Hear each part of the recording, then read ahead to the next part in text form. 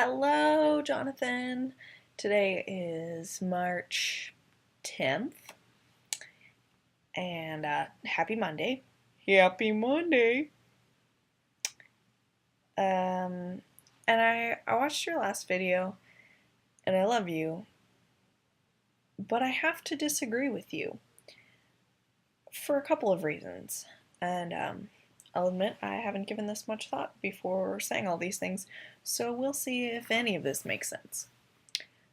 Number one, relationships should not only be based on having a common interest. If you look at my friendships with a lot of my good, dear, close friends, we don't have similar interests. Like Michelle and I did not have almost any similar interests. We developed similar interests like The Office and New Girl and Psych by doing those things together. And Penelope and I didn't really have similar interests, but together we both grew to like Doctor Who. Like we found our fandoms together because we were friends. We're not friends because of those things. And I have friends who I've met and it's like, oh, you're wearing a Doctor Who shirt. I like Doctor Who. Let's talk about it. And while those people are fun to be around, it's often hard to have conversations with them that are about different things, Because it's not like our friendship is based on time spent together or experiences we've shared, but it's based on a similar interest. And while that can make it really easy to have conversation, it also really, really narrows the spectrum of conversations you can have with that person. So that's number one. Number two, you're talking about people acting like people that they aren't on the internet or in real life. And I will agree with you there. People do that. People suck. And that's just the nature of being human. But that doesn't just stop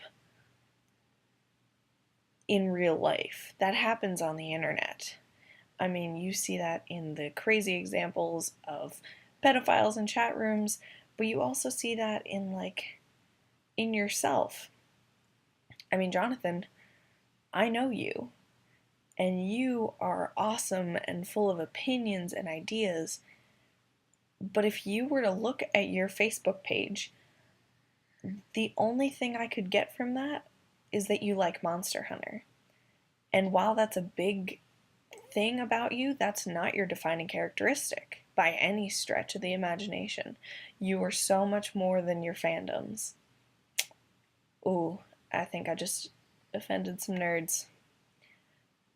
Hear me out, nerds. You are more than your fandom. You are beautiful and loved and opinionated and important. Peace and love and stuff. I was not really taking notes, but making an outline of what I wanted to say, and I wrote down 2 bullet points. Number 1 was people do that on the internet too, vague, and people don't have to do anything, even more vague. I don't know what that means. Okay, I'll say point number 3. Number 3, writing things out does not always help with conversations. I like texting, I text a lot, but when it comes to people like Michelle, or mom and dad, or Penelope, or you, I would rather sit down and call you, or Skype, or do a video blog, instead of texting. Because, first of all, I miss you, and I love to hear your voice, and I like to see your face if I can. But secondly, there are some things that are so hard to convey without your actual voice.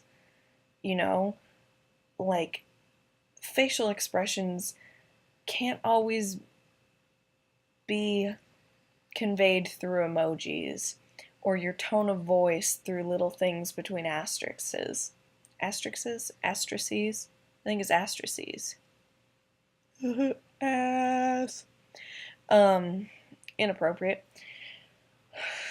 This lighting, mm, it, yeah, we tried.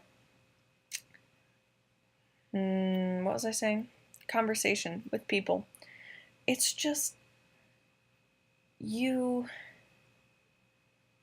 I don't know, you get to know people by having conversations and by taking walks and saying stupid things together and by making dumb comments and realizing it was dumb and then laughing about it later.